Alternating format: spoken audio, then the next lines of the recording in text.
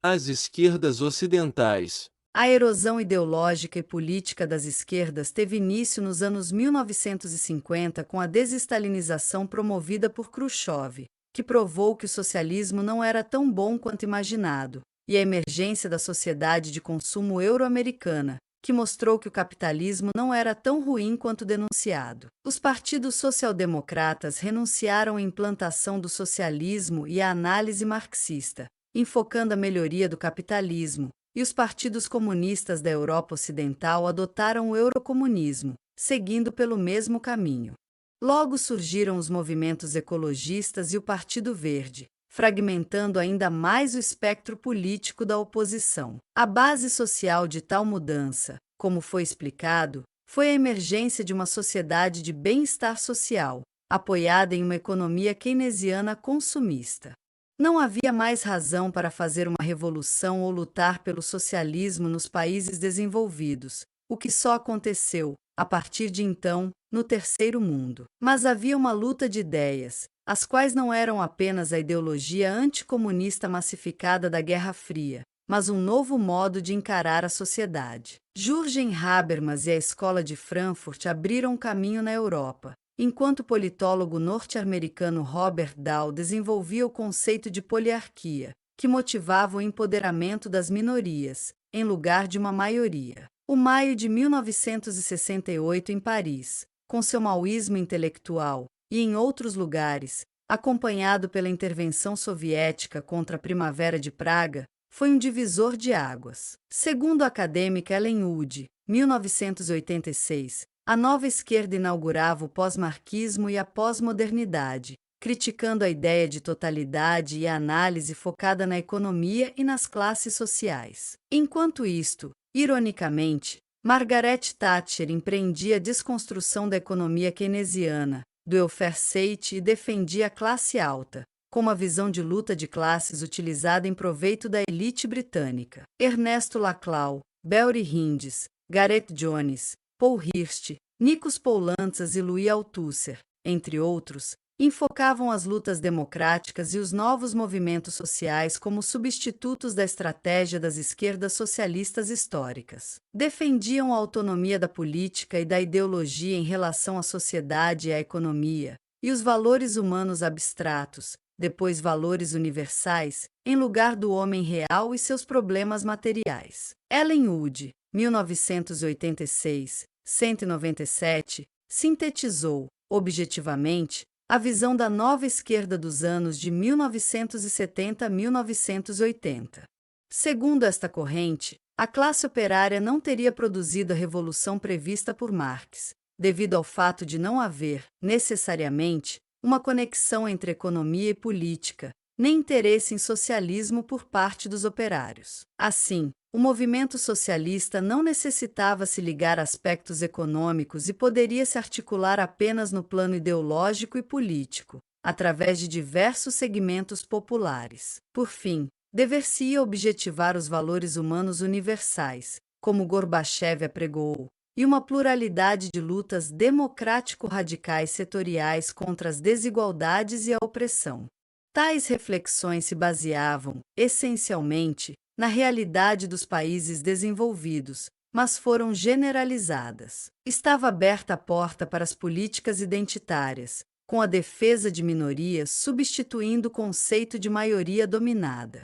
O cenário estava pronto para a terceira onda de democratização, como teorizou Samuel Huntington, que sacudiria o mundo nos anos de 1970 a 1980. O desaparecimento da União Soviética encerrou o ciclo histórico da primeira geração de revoluções socialistas nucleadas pela Revolução Russa no século XX.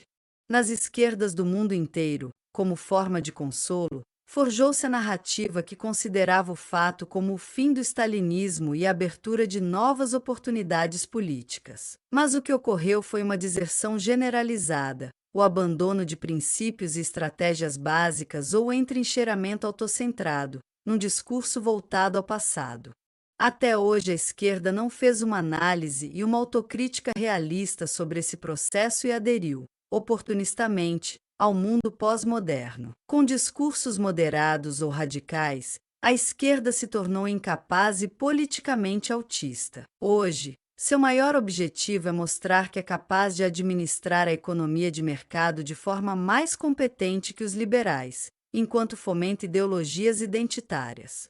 Elas implantaram a arrogante e doentia narrativa do politicamente correto, que destrói o convívio social, ao jogar uns contra outros, e desfigura as instituições, apenas para desconstruir o mundo, como consolo por não saberem transformá-lo. No plano global, a esquerda perdeu o foco e a identidade, enquanto suas bases sociais desapareciam. O emprego de tecnologia, de mão de obra estrangeira e temporária, a terceirização, o trabalho autônomo ou por aplicativo e outras estratégias de flexibilização debilitaram as bases sindicais. A esquerda simplesmente não conseguiu criar políticas para os novos segmentos sociais. Em lugar disso, defende formas limitadas de resistência e adaptação ao capitalismo neoliberal, gerando nichos pré-modernos ou políticas públicas compensatórias com dinheiro do Estado. Ela não tem, atualmente, projetos para disputar a hegemonia com a economia de mercado. A globalização e o neoliberalismo, que caracterizam o capitalismo contemporâneo, fizeram a esquerda se concentrar numa postura de defesa dos poucos grupos sociais que ainda têm emprego público ou privado formal. Todavia, esses são setores que, proporcionalmente, estão se tornando minoritários, pois cada vez mais uma parcela crescente das pessoas exerce atividades terceirizadas ou integra uma espécie de proletariado cibernético atomizado, trabalhando via internet ou aplicativos de celulares. Enquanto os primeiros representam o segmento mais explorado pelo sistema, num quadro de extrema precarização, os segundos, apesar de também explorados, desenvolvem uma ideologia que acredita no triunfo individual. Esta é a razão pela qual, nas últimas décadas, os grupos dominantes tanto insistem no conceito de empreendedorismo. A isso tudo, deve-se agregar algo novo nos países periféricos, que são os imigrantes, permanentes ou temporários. No caso do Brasil, aos bolivianos, paraguaios, africanos e haitianos, entre outros. Todos esses, como os anteriores, compõem segmentos informalizados e sem acesso a sindicatos ou seguridade social. Trata-se de um público que a esquerda enfoca apenas sob o prisma ético-humanitário e pouco faz para mobilizá-los e contribuir para que adquiram consciência social. Ao sabor das conjunturas econômicas ou políticas, eles são jogados uns contra os outros, taxistas contra Ubers, ou permanecem na ignorância recíproca em megacidades permeadas pela violência. O consumo massificado de drogas, por sua vez, gera nichos para alienar a juventude e para dissolver os segmentos marginalizados e descartados pela inovação econômica. Cracolândias. A esquerda liberal está focada em eleições e na boa gestão do capitalismo, enquanto critica as experiências socialistas derrotadas ou as ainda vigentes baseadas em princípios definidos pelos adversários. A esquerda não liberal, por sua vez, segue num culto acrítico ao passado ou apenas adota crítica sistemática às outras esquerdas, sem realizar nada de concreto. Assim, a ação se torna difícil, pois os conservadores têm o que conservar e se unem quando necessário, ao passo em que a esquerda diverge sobre um futuro abstrato e tende a se dividir entre um pragmatismo oportunista ou um idealismo de princípios, ambos divorciados da realidade. Por que o leste se tornou antiliberal, autoritário e nacional-populista? A Rússia, de Yeltsin a Putin. A Rússia pós-soviética foi governada por Yeltsin até o fim de 1999. Quando renunciou em favor de Vladimir Putin, para evitar seu impeachment. Foi um período desastroso e traumático, pois o PIB caiu quase pela metade nos primeiros anos, e uma vez no poder, o democrata se revelou autoritário e errático, inclusive bombardeando a Duma, parlamento, em 1993, para desalojar seus opositores. As máfias floresceram, se tornando internacionalizadas. A criminalidade e os conflitos, como o da Chechênia, marcaram o declínio da nação. As privatizações produziram um grupo de bilionários em volta do presidente, dilapidando o patrimônio público nacional, enquanto a maioria mergulhava na pobreza absoluta. A população, a expectativa de vida e o número de nascimentos caíram drasticamente, enquanto o desemprego crescia. Grande parte das aldeias foi abandonada. Idosos morriam de frio por não poder pagar calefação, além de surgir prostituição, abandono de crianças, consumo de drogas, suicídios e devastação ambiental. Assim como a implantação do socialismo causou sofrimento, sua abolição na Rússia também provocou imensas provações. O Estado, chefiado por um líder sempre alcoolizado, viveu um caos administrativo, não conseguindo sequer cobrar tributos das províncias e correndo o risco de desintegração da Federação Russa remanescente. No plano internacional, a Rússia herdou a posição da União Soviética na ONU, mas praticou uma improdutiva diplomacia pró-ocidental, divorciada da realidade e do interesse nacional. Com Vladimir Putin, houve certa recuperação social, política, econômica e internacional, disciplinando os oligarcas e combatendo a criminalidade e o caos administrativo. Isso foi conseguido retomando certas políticas sociais e símbolos da época da União Soviética para as classes populares e rearticulando as forças armadas, mas também restaurando a cultura política russa, de tendência centralizadora e autoritária, para desconforto da classe média liberal. Sua contínua reeleição revela mais fragilidade do que força, pois falta ao país uma identidade nacional e ao Estado um partido de sustentação, como na China. A população, em linhas gerais, o apoia, mas ele teve que bloquear canais de ingerência externa na Rússia e aumentar o controle sobre a sociedade. O país voltou a se associar com várias ex-repúblicas soviéticas, o que lhe valeu a rivalidade ocidental e conflitos com a Geórgia e a Ucrânia. Contudo, apesar dessa recuperação, a Rússia segue qualitativamente mais débil que a União Soviética e seu capitalismo de apadrinhados não deseja nem pode recriá-la. Seu PIB equivale ao da Espanha, que tem uma população equivalente a apenas 30% da russa. Um problema geopolítico criado pelo desaparecimento da União Soviética foi o surgimento de uma faixa de instabilidade na zona de fratura entre o ex-bloco soviético e o mundo capitalista, especialmente nos Balcãs, no Oriente Médio e na Ásia Central. Os mais graves conflitos e tensões do último quarto de século ocorrem nessas regiões. Como reação a isso, a Rússia e a China passaram a cooperar, ainda mais quando o Ocidente começou a pressioná-las, e a elas se uniram várias nações asiáticas na Organização de Cooperação de Xangai. Além dessa nova geopolítica eurasiana, os dois gigantes comunistas do século XX deram vida ao BRICS, que tanta apreensão provoca no Ocidente. Afinal, a China se tornou a segunda economia do mundo e a Rússia uma potência energética e, graças ao legado soviético, tem capacidade militar de dissuasão, indústria aeroespacial de ponta e tecnologia militar avançada. Todavia, Rússia e China são aliadas, mas não tropo, pois a situação de ambas é diversa e há desconfiança. Leste europeu. Uma integração difícil e parcial no mundo do mercado. No leste europeu, a recuperação econômica após a queda do socialismo não poderia ser obtida apenas com reformas neoliberais domésticas, pois necessitava da integração ao núcleo econômico ocidental, no caso, a União Europeia.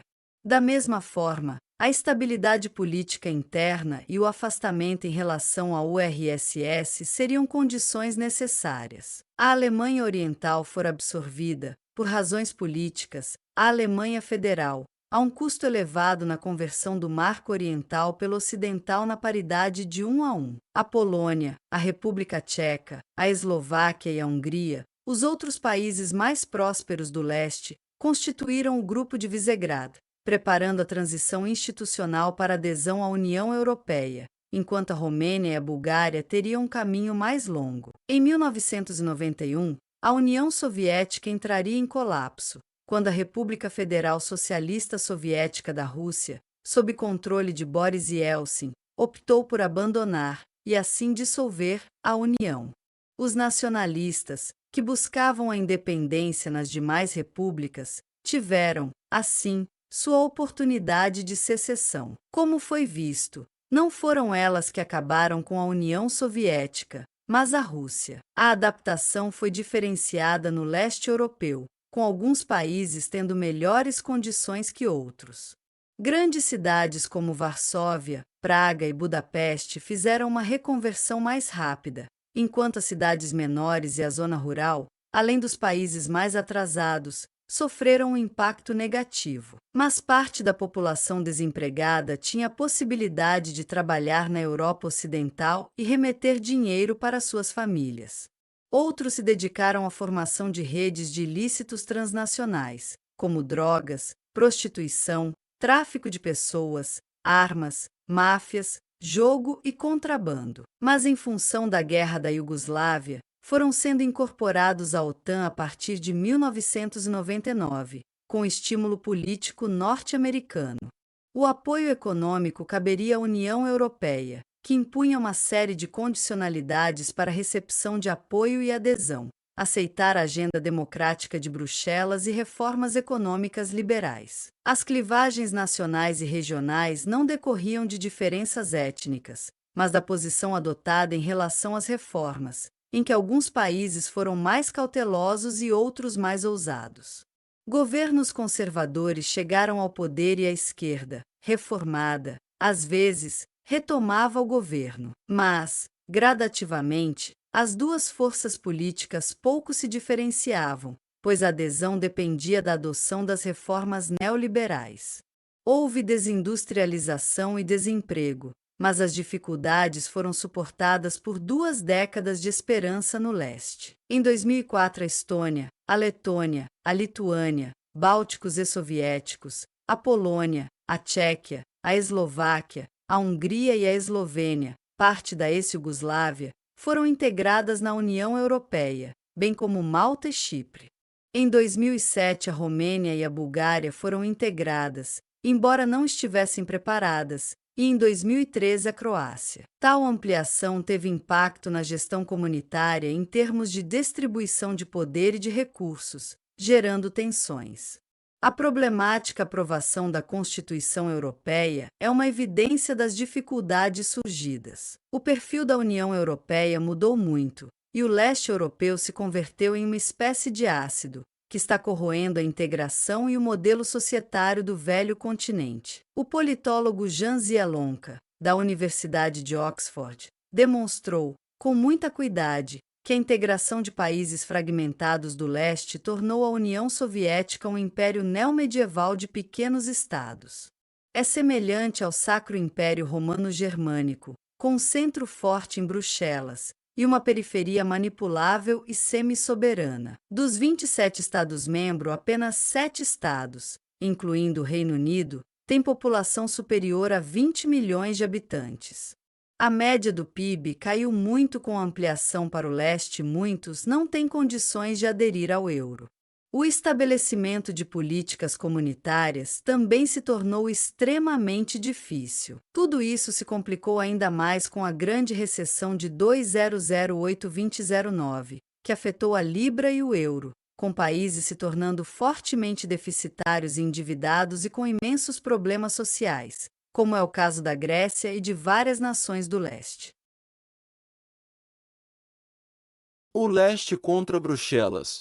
Eustesi? Desigualdades sociais crescentes, dificuldades econômicas, migrações internas e criminalidade transnacional se tornaram 2009. Centenas de milhares de trabalhadores orientais que se encontravam no oeste perderam o emprego e tiveram de retornar aos países de origem, agravando a estabilidade da governança de suas nações. As políticas de apoio financeiro de Bruxelas, sob pressão alemã, vieram condicionadas a mais sacrifícios baseados em uma agenda neoliberal, e a reação das lideranças do leste foi abraçar discursos nacional-populistas e autoritários, com respaldo popular. A narrativa adotada foi a de que 1989 teria sido uma revolução apropriada por elites neocomunistas e por imperialistas da Europa Ocidental. Hoje a narrativa é nacionalista e anti-europeia. A falta de recursos para políticas públicas sociais compensatórias foi preenchida pela xenofobia contra os imigrantes e a perseguição de minorias étnicas, como os ciganos. As próprias agendas comunitárias de direitos humanos foram colocadas em questão, especialmente pela Hungria de Viktor Orbán e pela Polônia. Por mais paradoxal que possa parecer, o modelo político que passou a servir de referência no leste foi o da Rússia de Putin, da China, da Turquia, dos Estados Unidos de Trump e de governos conservadores da América Latina. O apoio da União Europeia ao separatismo no leste nos anos 1990, por sua vez, como um bumerangue se voltou contra o oeste, agravando problemas de separatismo como o da Catalunha e o da Escócia. E o Brexit criou um precedente para a própria saída da União por parte de certos países do leste. Haveriam Eustesi, que veem melhores oportunidades econômicas na relação com a Rússia e a China. É curioso que isto se dá enquanto apoiam os Estados Unidos e a OTAN, em termos de política e defesa, contra interesses da União Europeia e agendas comunitárias. Mas esta também é uma contradição do próprio núcleo duro franco-alemão, que está vinculado ao atlantismo da OTAN no tocante à defesa, embora rejeitem aumentar os gastos na área. Mas tem interesses econômicos eurasianos, com a Rússia e a China, mesmo apoiando sanções contra Moscou até contra Pequim. Depois de décadas de uma integração bem-sucedida, a União Europeia enfrenta imensos desafios atualmente. A desestabilização de seu entorno meridional desde a Primavera Árabe provocou um aumento exponencial no fluxo de refugiados e imigrantes, que se somou à crise econômica e ao desgaste do estado de bem-estar social. Em toda a Europa crescem rapidamente os movimentos de extrema-direita, às vezes camuflados de nacional-populistas, mas os estados ocidentais têm conseguido contê-los dentro de certos limites, o que já não é o caso do leste europeu. A isto pode ser acrescido o forte impacto da revolução tecnológica no mercado de trabalho e o questionamento da globalização neoliberal, agora por forças conservadoras, que investem contra os mecanismos institucionais do multilateralismo. A ampliação da integração europeia para o leste, com o fim da Guerra Fria, fora marcada por uma convergência um tanto naive, que agora se expressa como divergência explícita. O fenômeno exige uma compreensão científico-realista da evolução e da situação atual da Europa Oriental, em lugar de narrativas politicamente corretas, baseadas em propostas ideológico-prescritivas. Não é difícil entender o apoio aberto pela maioria da sociedade aos políticos nacional-populistas e a simpatia difusa à extrema-direita de partidos como alternativa para a Alemanha, que é mais forte no leste.